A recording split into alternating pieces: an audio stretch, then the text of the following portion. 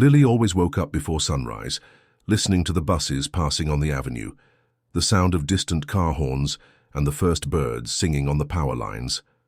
At 5 years old, she already knew each morning noise, as if it were a familiar symphony.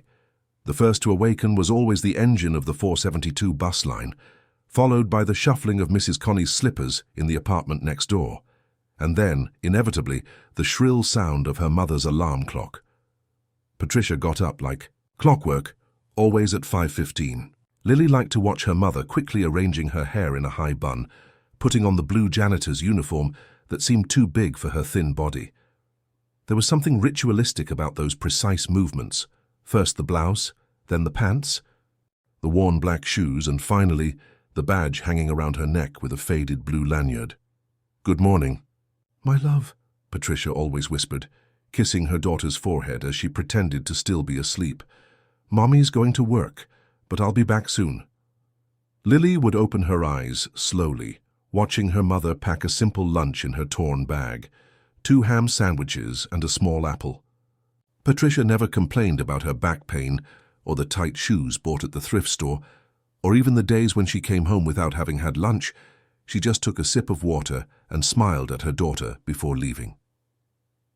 When you take care of a place, you're also taking care of the people who live there, Patricia used to say, running her hand through her daughter's hair. Lily used to play by copying her mother's gestures, pretending to hold invisible brooms and wipe imaginary tables, always repeating that phrase as if it were a prayer. Sometimes she imagined what it would be like to work in that big building where her mother spent the day, with elevators that went up to the clouds and important people walking back and forth with folders in hand. That Tuesday morning, however, the house felt different. The smell of coffee barely spread through the kitchen, and Patricia didn't leave her room at the usual time. Lily waited a few minutes, thinking her mother had gone back to sleep, but when the clock struck 6, she decided to investigate. "Mommy?" she called softly, pushing open the bedroom door. She found Patricia lying down, breathing heavily, with a pale face and eyes filled with pain. Her mother tried to sit up on the bed, but fell back down, holding her chest with a trembling hand. Her words came out broken, as if each syllable cost an enormous effort. "Lily Bocol, Mr. Manuel." The little girl ran to the neighbor's door, knocking with her small fists until Manuel appeared, still in his pajamas. He entered the apartment and, seeing Patricia, immediately picked up the phone to call an ambulance. "Everything will be fine." "Patricia," he said, covering her with a blanket.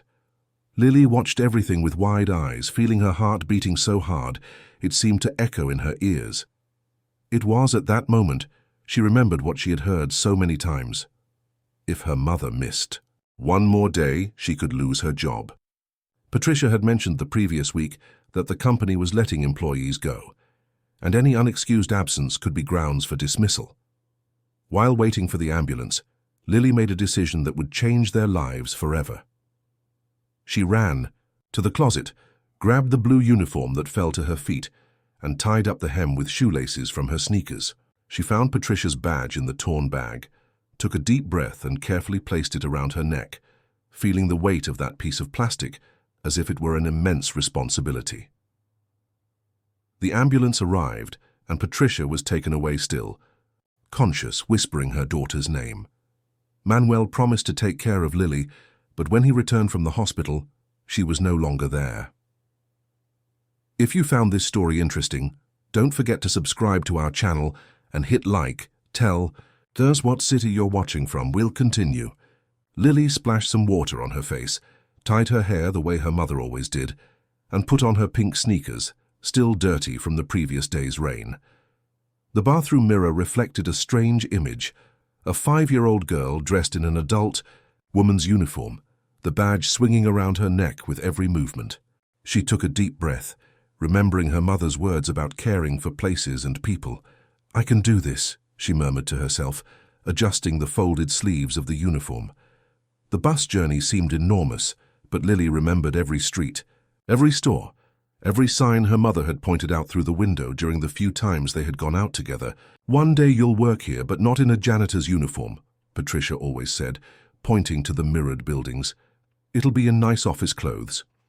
Lily paid her fare with the coins she found in her mother's bag, climbed onto the crowded bus, and gripped the support bar with both hands.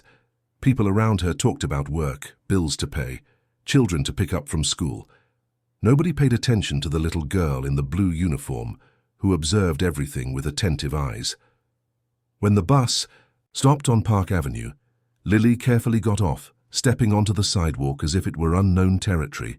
The movement was intense. Men in suits walking quickly, elegant women talking on cell phones, cars honking impatiently. She looked up and felt afraid, seeing so many mirrored floors that seemed to touch the sky. "I need to be brave like Mommy," she whispered, holding the badge between her fingers. Entering the building, Lily felt the cold air conditioning chill her skin. The lobby was immense, with shiny marble floors and huge plants that looked like movie decorations. She walked to the turnstile, placed the badge on the sensor, and went straight through. Her heart was beating so hard it seemed to echo through her entire body. "Good morning, Patricia," said the doorman without raising his eyes from the newspaper. Lily waved timidly and headed toward the elevators. No one stopped her. Everyone was busy looking at phones or taking calls. The little girl got into the elevator alongside executives discussing numbers and deadlines, feeling invisible and, at the same time, part of that adult world she had always observed from afar. On the 18th floor, the elevator stopped. It was the floor where her mother worked. Lily got out and walked down the hallways, remembering the stories Patricia told about the rooms, bathrooms, and break rooms she cleaned every day. She found the cleaning supplies closet and with effort managed to drag out a bucket and a broom. When you take care of a place, you're also taking care of the people who live there, she repeated quietly, as if it were a mantra to give her courage. Lily began cleaning the break room, wiping the tables and organizing the chairs as she had seen her mother do. Her movements were awkward, but there was determination in every gesture. Some female employees passed by and smiled, thinking it was a child's game. "How cute," one of them whispered. "Patricia's daughter is helping." As the day progressed, Lily gained confidence. She cleaned the bathrooms, vacuumed the smaller rooms, and organized the supplies. When she reached the top floor, the 22nd, she felt her legs trembling with fatigue. But she didn't stop. She knew that's where the president's office was, a man her mother described as important but lonely. The door was ajar. Lily peeked in and saw a huge desk, leather chairs, and a window that showed the entire city. She took a deep breath and entered, dragging the bucket and holding the broom as if it were a magic tool capable of solving all the family's problems. Richard Foster was on the 22nd floor, reviewing reports without looking out the window. At 35, he had built a business empire, but had lost the ability to see beauty in details. The numbers went up or down on the spreadsheets, but to him it hardly mattered. Everything had seemed the same in recent years. "Mr. Foster," the secretary spoke through the intercom. "The 10 o'clock meeting has been moved to 2 in the afternoon." "Perfect," he replied without enthusiasm, continuing to flip through the papers. Since becoming CEO of the technology company, his days had transformed into goals, mergers, and endless demands. He no longer remembered the last genuine hug he had received, or the sound of his own laughter outside of rehearsed meetings. His social life was reduced to business dinners and corporate events, where he automatically smiled for photographs. When he heard the sound of the elevator opening, Richard didn't even raise his eyes. He caught a slight smell of disinfectant and found it strange, as cleaning was always done at night, when employees had already gone home. He imagined it was some emergency problem that required immediate attention. It was only when he heard the soft noise of an object being dragged that he finally looked up. What he saw left him completely motionless. A little girl in a blue uniform cleaning the base of his desk, concentrated, with rolled-up sleeves and the badge hanging around her neck, hitting against her chest with each movement. "What?" he began to say, but the words died in his throat. Lily hadn't noticed him. She was totally focused on her task, carefully wiping each corner of the desk, trying to imitate the precise gestures she saw her mother make.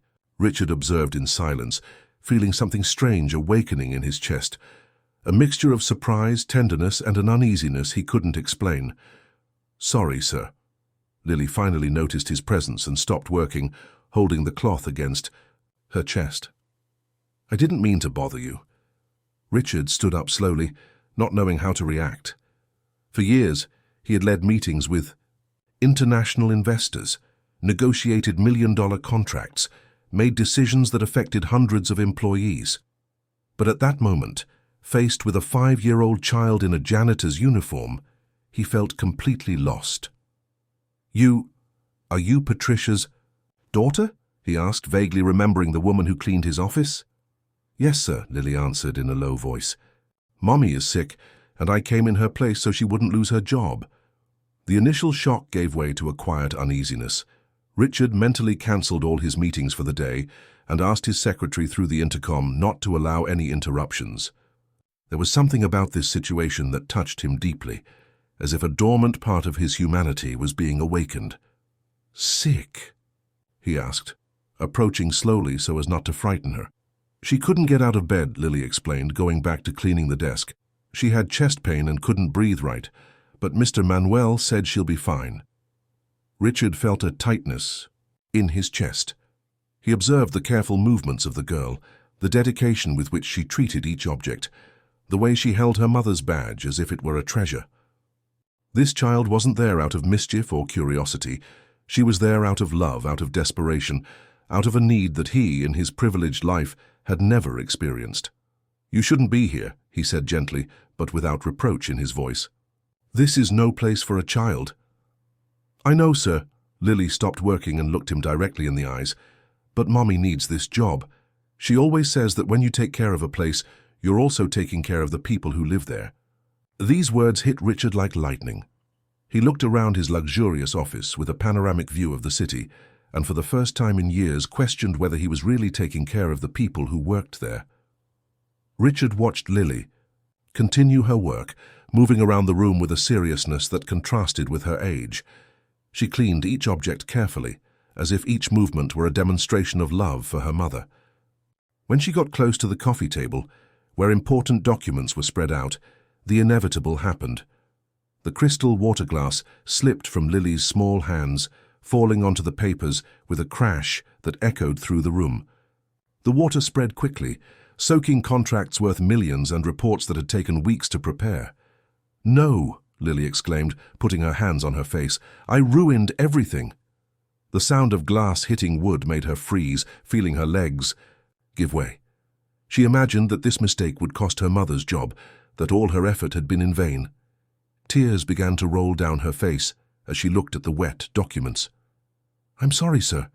I'm sorry," she repeated, trying to dry the papers with her small hands, only making the situation worse. Richard, who under other circumstances would have exploded with anger, was surprised by his own reaction. He calmly cleaned the table, gathering the wet papers without showing irritation. Deep down, he felt something break inside him, seeing the child's desperation. Those documents, which had seemed so important minutes before, suddenly lost all relevance. "Don't worry," he said, kneeling down to her level. "They're just papers. We can make others." Lily looked at him with surprise, tears still flowing. But were they important?" "Nothing is more important than you being okay," Richard replied, and in saying these words he realized he was serious. "Come, let's sit down." Meanwhile, at the hospital, Patricia opened her eyes without understanding where she was. The white ceiling seemed to spin, and the first word she whispered was her daughter's name. Her heart raced when she didn't see her nearby. "Lily, where's Lily?" she asked the nurse, trying to get up. "Calm down, ma'am," the nurse reassured her. "Your neighbor said the girl is fine, that someone is taking care of her." Patricia closed her eyes, remembering her daughter's determined expression before leaving home. She knew Lily well enough to know that she had done something unthinkable. Fear invaded her when she imagined where her little daughter might be. Back at the office, Richard sat on the floor next to Lily, something he hadn't done in decades. He observed the city through the window, but for the first time in years, his attention was completely focused on the person beside him. "Tell me about your mum," he said gently. Lily wiped her nose on the sleeve of the uniform and began to talk. She told him about the mornings when she woke up to see Patricia getting ready, about the nights when her mother came home tired, but always found energy to play with her. She talked about how her mother studied at night, reading old programming, books that she kept in a box under the bed. She says that one day she'll work with computers again, Lily explained. But first, she needs to take care of me. Richard felt a lump in his throat. For the first time he understood the true meaning of sacrifice. This woman he barely noticed, who passed unnoticed through the corridors, had given up her dreams to care for her daughter, and now the daughter was there trying to protect her mother's job. "And your dad?" he asked, though he wasn't sure if he should. Lily's face closed up. "He doesn't live with us. Mummy says he had other, more important things." The child's words echoed in Richard's mind. How many times had he put work ahead of relationships? How many opportunities for connection had he missed by being focused on more important things? At that moment, he made a decision that would change all his priorities. He didn't yet know how, but he was determined to help this family, and perhaps, in the process, find a part of himself that he had lost long ago. 3 days later, Patricia returned to work still pale, but determined. The doctor had said it was just an episode of extreme exhaustion, but she knew it was more than that. The weight of carrying all the responsibilities alone was taking its toll. "Patricia," the supervisor called her as soon as she arrived. "We need to talk." The woman's heart raced. She knew that a 3-day absence, even with a medical certificate, could have consequences. She followed the supervisor to a small room, preparing for the worst. "We received some comments about your daughter showing up here," said the supervisor, flipping through papers. "This can't happen again." "I know, Mrs. Regina. It won't happen, I promise," Patricia responded, lowering her head. "Also," continued the supervisor, "there's been a special request from the 22nd floor. You are to personally clean the president's office from now on." Patricia nodded, though she didn't understand why. In the hallways, colleagues whispered about the girl who had appeared in the building. Some showed understanding, others made less generous comments. "Be careful, Patricia," whispered Marlene, an older colleague, when no one was looking. "Drawing attention is never a good thing here."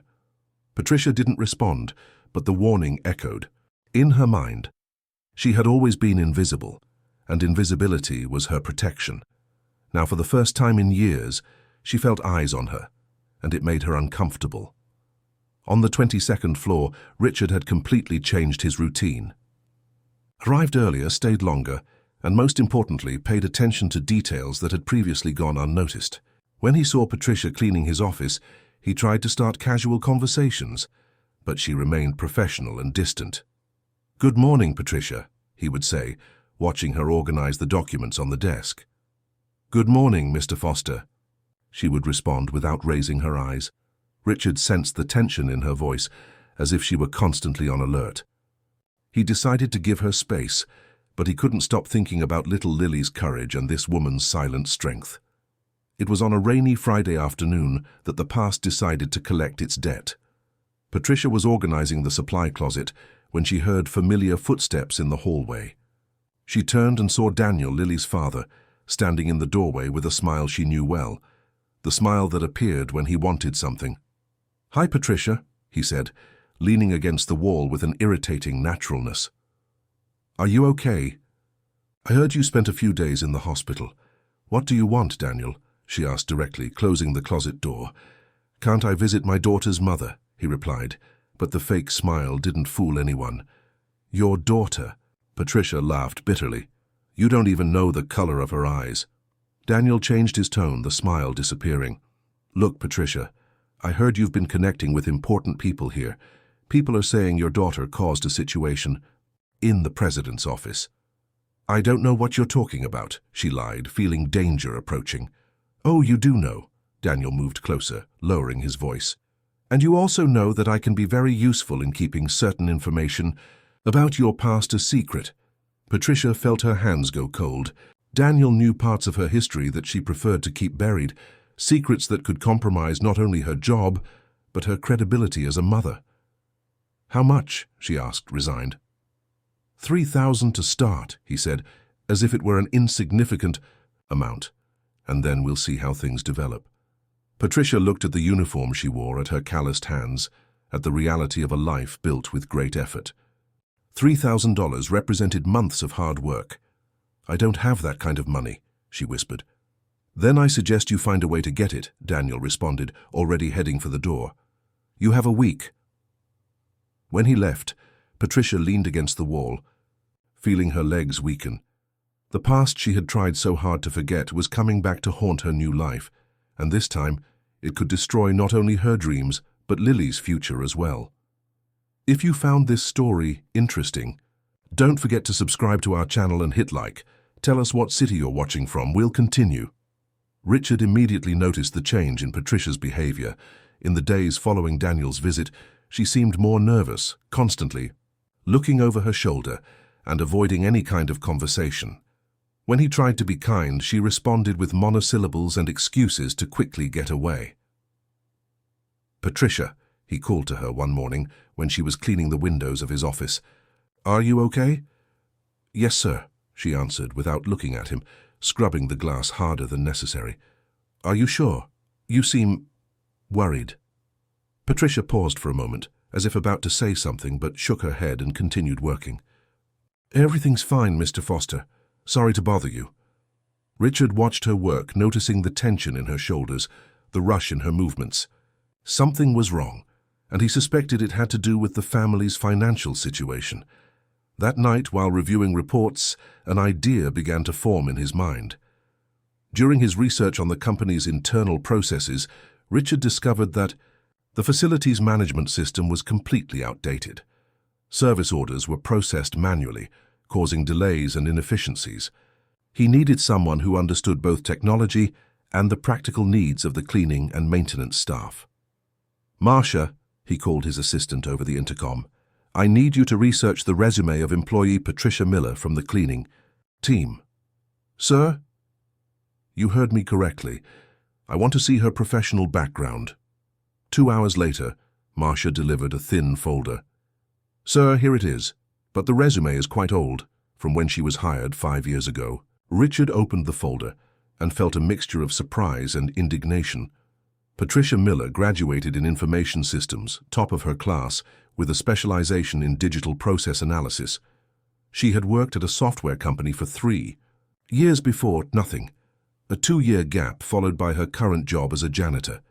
"Why is a programmer working as a janitor?" he murmured to himself. He thought about all the meetings he'd had about innovation, about humanizing technology, about creating systems that truly met user needs.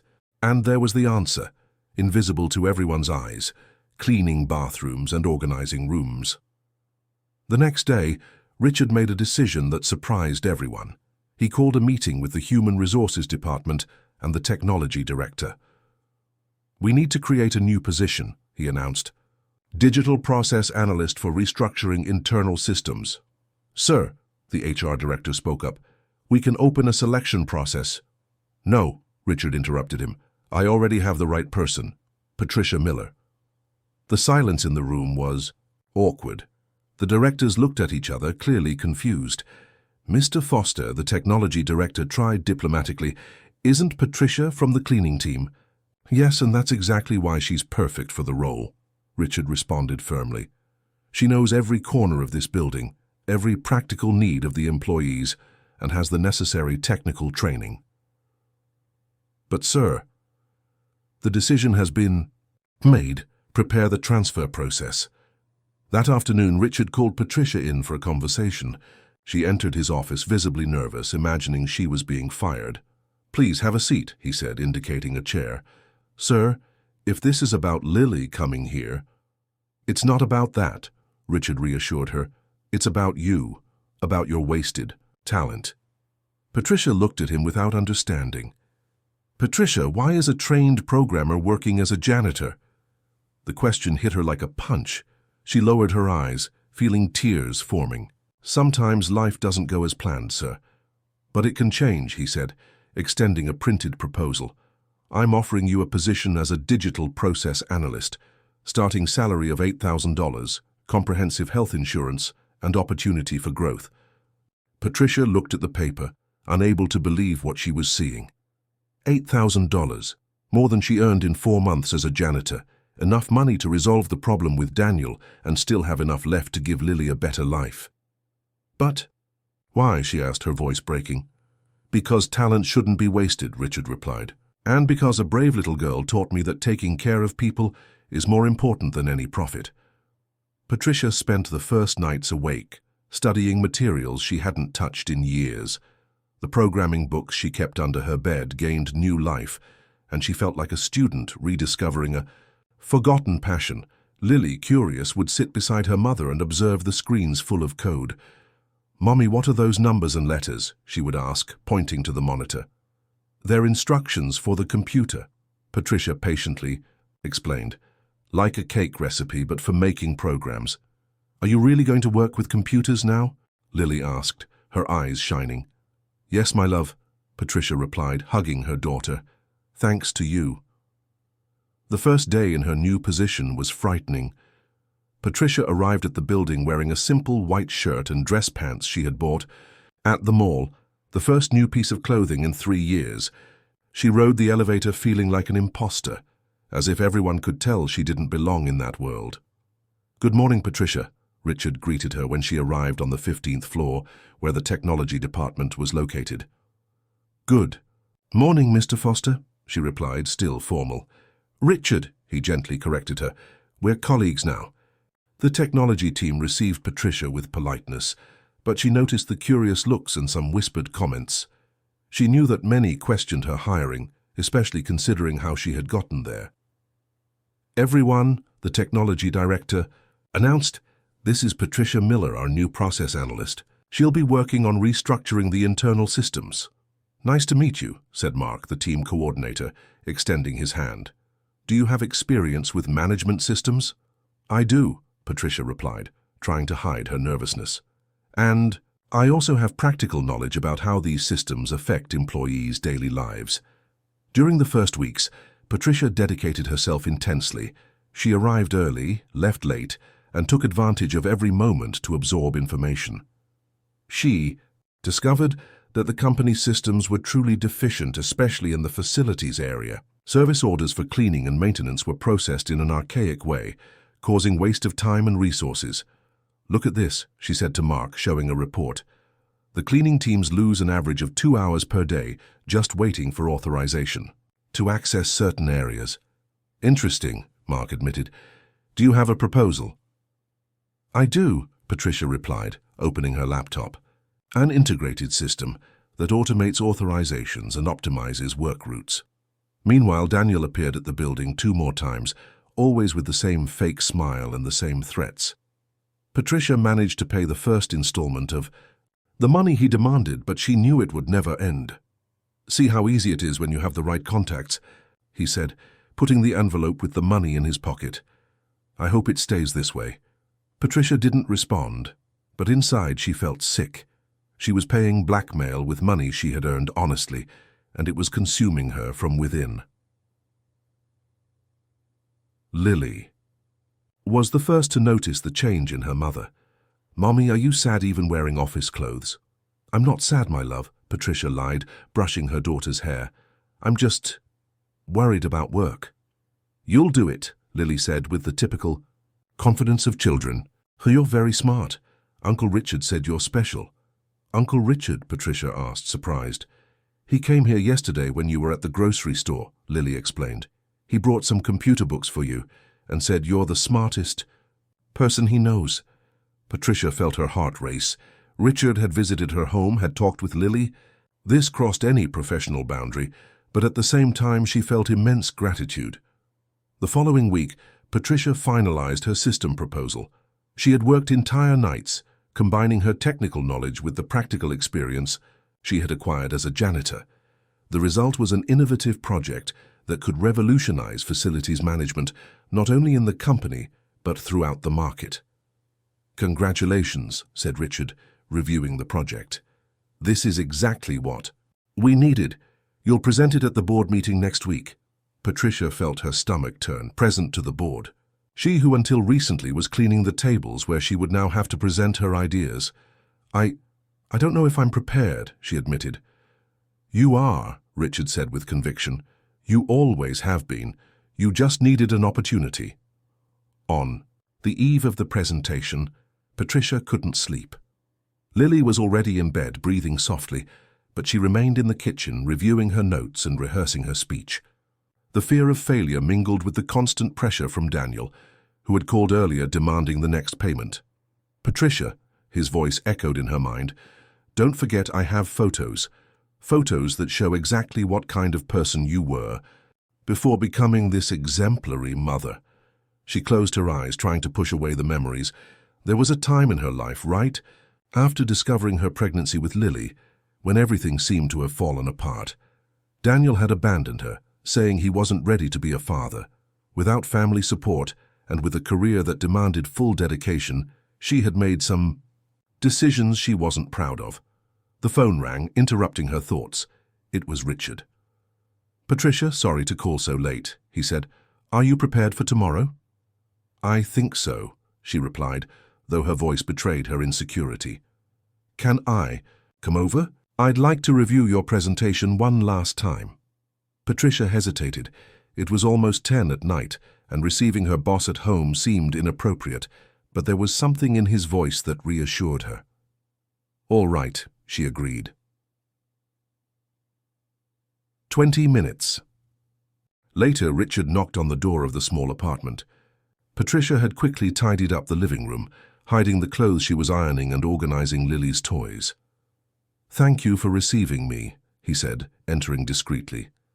"Would you like some coffee?" she offered, nervous. "Sure." While Patricia prepared the coffee, Richard observed the apartment. It was simple but clean and organized. There were programming books stacked on the small table, Lily's drawings stuck to the refrigerator, and a sense of home that his luxurious house had never had. "Richard," Patricia said, serving the coffee, "can I ask you a question?" "Of course." "Why are you doing this for me? Why did you risk hiring a janitor for a technical position?" Richard took a sip of coffee before answering. "Because on the day I found Lily in my office, I realized I had lost something essential. I had become so focused on numbers and profits that I forgot a company is made of people, people with dreams, fears, needs. But that doesn't explain why, specifically me." "Yes, it does," he interrupted her gently. "You sacrificed your dreams for your daughter. You worked invisibly for years, without complaining, without losing your dignity. That's strength, Patricia. That's leadership." Patricia felt tears forming in her eyes. "You don't know everything about me." "What do you mean?" She took a deep breath as if she were about to jump off a cliff. "When I discovered I was pregnant with Lily, Daniel abandoned me. I had just graduated, didn't have a steady job, had no family to help me. I did some things to survive." "What kind of things?" "Nothing illegal," she hastened to clarify, "but things I'm not proud of. I accepted proposals from older men in exchange for financial help. It wasn't prostitution, but it was humiliating." Richard remained silent for a moment, processing the information. "Daniel has photos from that time," continued Patricia, her voice breaking. "He said he'll release them if I don't keep paying." "Patricia, I know what you're thinking," she said, getting up agitatedly.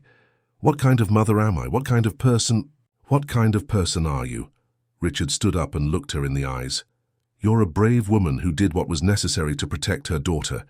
You're a brilliant professional who never gave up on her dreams. You're a dedicated mother who raised an extraordinary child.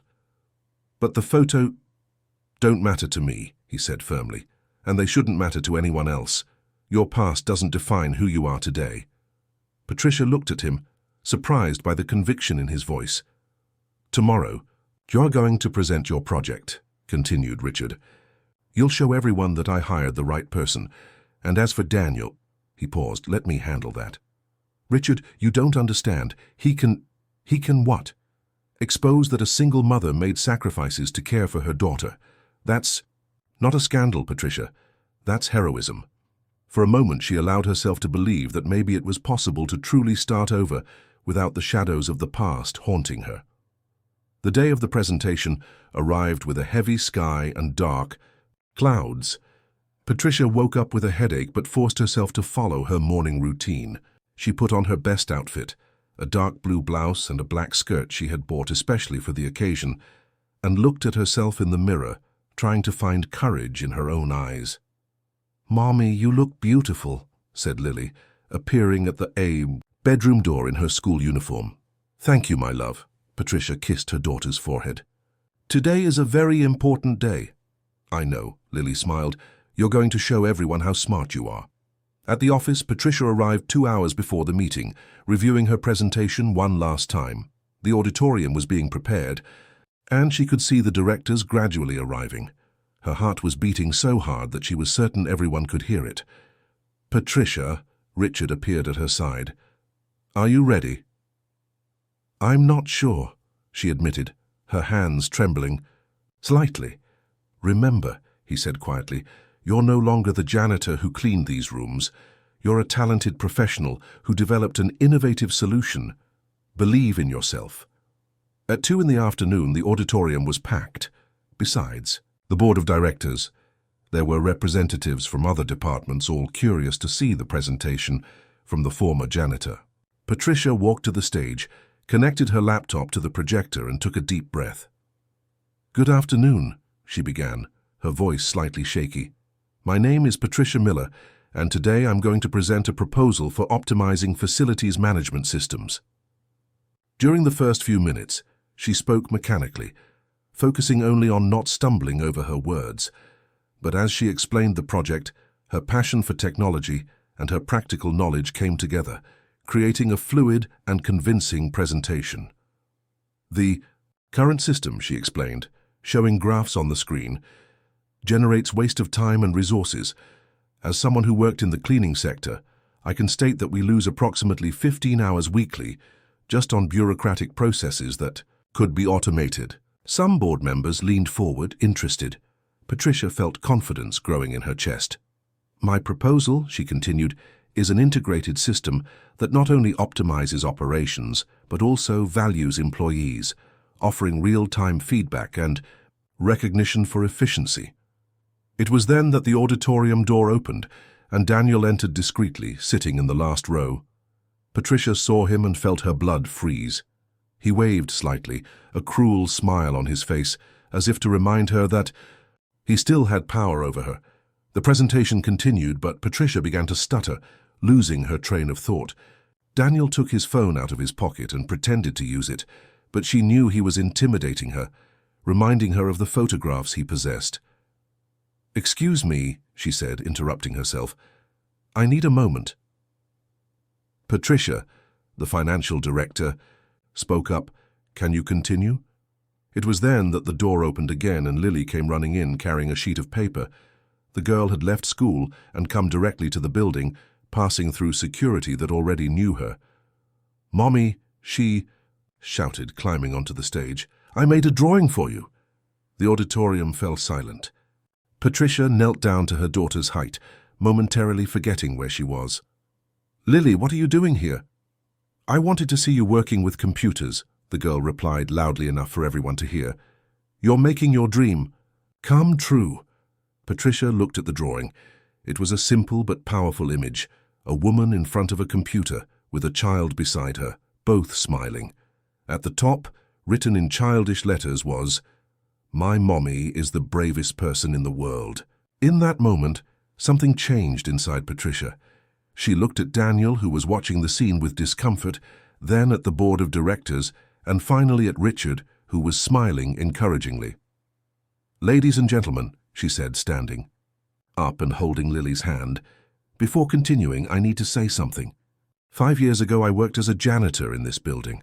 I cleaned these rooms, these bathrooms, these tables, and I'm not ashamed of that." The auditorium grew even quieter. "Dignified work is not something to be ashamed of," she continued, gaining strength. "And a mother who does what she needs to do to protect her daughter should not be judged by anyone." Daniel stood up, clearly uncomfortable, and began walking toward the exit. "But today," Patricia raised her voice, "I am no longer just a janitor. I am a technology professional, a proud mother, and a woman who is not afraid of her own past, and then she finished her presentation with a confidence that surprised everyone, including herself. The ovation in the auditorium was thunderous. Patricia held Lily's hand, still not fully believing what had just happened. Board members stood up, applauding not just the technical presentation, but the courage and authenticity she had demonstrated. "Congratulations, Patricia," said the company president, approaching the stage. "I not only approve the project, but I'd like to discuss its implementation in all our branches." "Thank you, sir," she replied, still holding her daughter's hand tightly. Richard watched the scene with a proud smile. As people approached to congratulate Patricia, he noticed that Daniel had disappeared. He knew that man wouldn't give up easily, but he also knew that Patricia had taken the crucial first step. She had stopped hiding. In the days that followed, the story of the former janitor who became a systems analyst spread throughout the company. Far from being a subject of negative gossip, it became an inspiration. Employees from different sectors began applying for internal training programs, and the company decided to create a permanent professional mobility program. "You've become a symbol," joked Marlene, the colleague who had previously warned her about drawing attention. "Now everyone wants to be like you." Patricia smiled, but she knew. She still had a problem to solve. Daniel had called twice since the presentation, leaving threatening messages. She decided it was time to take definitive action. "Richard," she said, entering his office on a Friday morning, "I need your help." "Of course, what happened?" "Daniel won't stop," she explained, telling him about the recent calls. "He said he'll spread the photos on the internet if I don't keep paying." Richard was silent for a moment, then picked up the phone. "Marcia, connect me with the legal department," he said, "and also with our corporate security team." "Richard, you don't have to—" "Yes, I do," he interrupted her. "Blackmail is a crime, and you won't face this alone." The following Monday, Daniel was met at the company by 2 security guards and a lawyer. Richard and Patricia were present, but it was she who spoke first. "Daniel," she said, with a calmness that surprised everyone, "you can publish those photos if you want. I'm not afraid anymore." "You'll regret it," he replied, but his voice no longer had the same confidence. "No, I won't," Patricia continued, "because I've learned that my worth is not determined by my past mistakes, but by my present choices." The lawyer then explained to Daniel the legal implications of blackmail and threats, while the security guard escorted him to the exit. He never came back. 3 months later, Patricia was promoted to coordinator of innovation in digital processes. Her system was being implemented in 5 branches of the company, and she had been invited to speak at a technology conference. "Mommy," said Lily one night as they were doing homework together, "are you happy now?" "Very happy, my love," Patricia replied, hugging her daughter. "And do you know why?" "Why?" "Because I learned that being brave doesn't mean not being afraid. It means doing what's right, even when we are afraid." Lily smiled. "Like the day I went to work in your place?" "Exactly like that day," Patricia agreed. "You taught me that love can move mountains."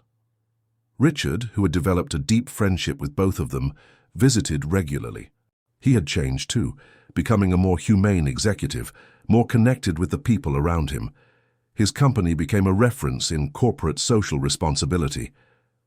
"You two changed my life," he said one afternoon, watching Lily play in the small garden they had planted on the balcony of Patricia's new apartment. "We just showed what was already inside you," she replied. That night, as she was putting Lily to bed, Patricia remembered the phrase she always used to say, "When you take care of a place, you're also taking care of the people who live there."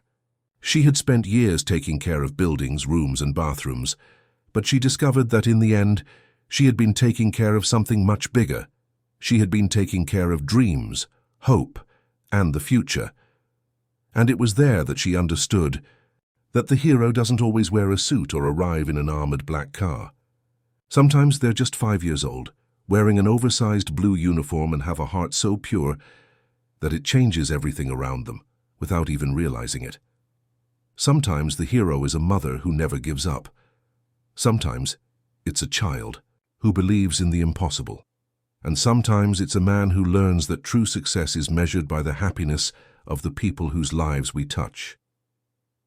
Patricia closed her eyes, listening to Lily's peaceful breathing in the room next door, and smiled. Tomorrow would be a new day, full of infinite possibilities.